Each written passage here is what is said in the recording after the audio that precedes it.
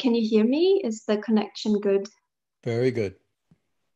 Okay, great. So I'm calling from Berlin, and I'm really happy that I get to ask a question or two, because like I've been trying to ask a question since probably day one. So I think so the first thing that I would want to talk about is the Black Lives Matter movement. I think it is very, very touching for me, and very, I think nothing in my lifetime has touched me like as deeply as this movement. And I am asking myself a lot, like, what my position is as a white person. It's the first time also that I perceive myself, because I'm a first generation German of Jewish descent, and it's kind of, you know, like a different perspective to really see what it means to be really discriminated against, and your life being endangered, as to just kind of occasional maybe discrimination, and how privileged I am as compared to other people. So my question is to myself, what is my current role? And I also feel like, what is the most efficient thing we can do? Like, how can we come together? So this is kind of a question. And how can you do that? How can you be like, how can you fight and be mindful? Basically, that's the question. Yeah. How can you progress with this matter as efficiently and effectively, and do that in a mindful way? And is there a way to basically have a conflict or have different opinions where you really think the other person is wrong because you think the other person might have racist ideas? And what is the right mindful way to treat the person? So that's question number one. Question number two, shall I wait for it? Do you want to answer that? Yeah, wait for it. That question number one is so big. Let's stay with that, and then you can do question number two. That okay? Absolutely. Okay. And you can hear me? Yeah, Elena? perfectly. Well, it's a very profound question. And the short answer would be learn Aikido, mental Aikido. It's a martial art that involves getting in close with your attacker or opponent, so close that the opponent can no longer actually get any leverage on you, and use your understanding of energy, his energy, her energy, the body, so that rather than opposing that energy, you are actually blending with that energy and turning it in such a way as it diffuses it.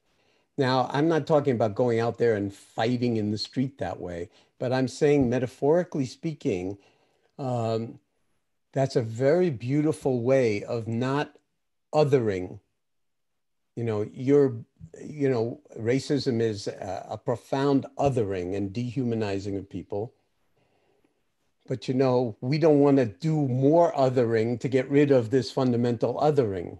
And I hear in your question that you realize that, and so want to sort of find ways to be skillful about it. And then you mentioned that, you're a white person, as if there's something maybe wrong with that, or, but, your ancestors 70 or 80 years ago, I mean, they were as much dehumanized as any, Black person. And we all know what happened in one of the cultural centers of Europe in that regard. So racism just knows no bounds, and we have to even recognize it in ourselves, so that it's like lots of white people say, well, I'm not a racist. I have Black friends, And the argument has been made, and I think it's a very powerful one, that what's required now is anti-racism, that you have to be an anti-racist, not just like, well, it doesn't really affect me and I'm not a racist, so I'll just go do my thing. That's like being a good German in the 1930s and 40s. And this is not to, pick out Germany. I mean, because this happens everywhere. But since you're calling from there and that did happen, we need to take a very, very deep look in the mirror as humans, whatever the color of our skin, in our traditions, and then recognize the beauty in the difference, and then find ways to connect. And I'm not saying this is easy. This is the hardest. This is the curriculum for us humans on the planet now, is not to connect with people that are all like already agree with you and feel more or less what you do. And besides, they're all good meditators.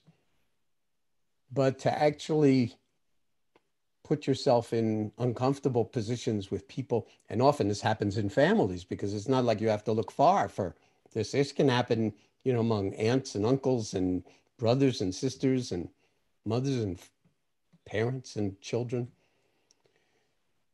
But we all have our work cut out in this regard. And I think, now's the time that we can't go through another generation or two. I mean, we went through this in the United States in the 60s.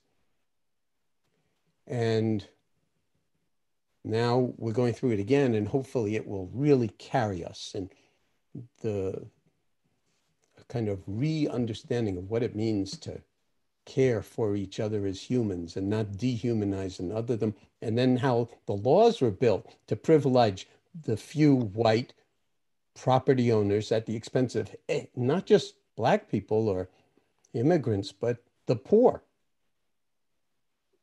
And that's all by design. So we have to undesign it. And there are lots of different ways to do it. It's not just about protesting out in the street, although that's absolutely essential in times like this. But it's also like structurally contributing everything that we can contribute, in the same way as this outpouring for my birthday. Everybody contributed what they could contribute. Nobody's asking you to contribute something that's not yours to contribute. But to ask that question, what is mine to contribute? That's a little along the lines of the conversation I was having with the fellow from Venezuela on Friday, or maybe before that, about what our true calling is, what our true work is. The most important thing is to find out what's yours to do.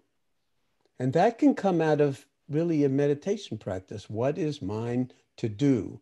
How can my being translate into a doing that is aligned with my being, and with that fundamental Hippocratic oath I was suggesting that it could apply to far more than medicine and healthcare, to first do no harm and to maximize benefit or well-being and minimize the harming, which requires total mindfulness in order to even know whether you're contributing in that way. I don't know if that answers your question, or at least gets us on the same footing, but say more. I do think that there were like some very interesting things that I might think about more and kind of incorporate maybe into my thinking. So that was really good. That was very helpful. May I ask another question? Yes, you did have a second question. Yeah, so I was wondering, mindfulness, it's maybe like two questions which are interlinked. I did read that for certain personality types, let's say if someone is a narcissist, then like clinically a narcissist, that mindfulness might not be a good idea. So maybe might say something about that. And then I was also wondering, when you're an empathetic person or someone who is mindful, does have empathy, how can you cooperate or work with someone who might not have empathy, just out of personality, like the personality is one where the person does not have empathy? How do you... Yeah. Do you work... You might be in work context, in work context, you might be like with people who don't have it. Do you work clinically with people like that? I don't. Are you a clinician? I'm not a clinician, but I I'm just trying to get where the question's coming from. Yeah, the question comes from like in politics, or let's say in the business world, you do encounter people like that occasionally. And that's more the context I'm more involved with. And I was just wondering like how to cope with that in a mindful way. Well, I mean, we're seeing it writ large in the President of the United States, the present occupant of the White House, as people like to say when they don't want to utter his name. So it's a very profound question. How do you deal with people who are, you know, so self-centered that they just don't see the ramifications of their actions and don't care because it's like, you know, or and are actively causing harm, don't have empathy, don't feel with the other, compassion, and so forth. So, you know, my short answer would be any way you can. What you don't want to do is lose your own humanity in the face of that kind of thing. So, in terms of narcissism,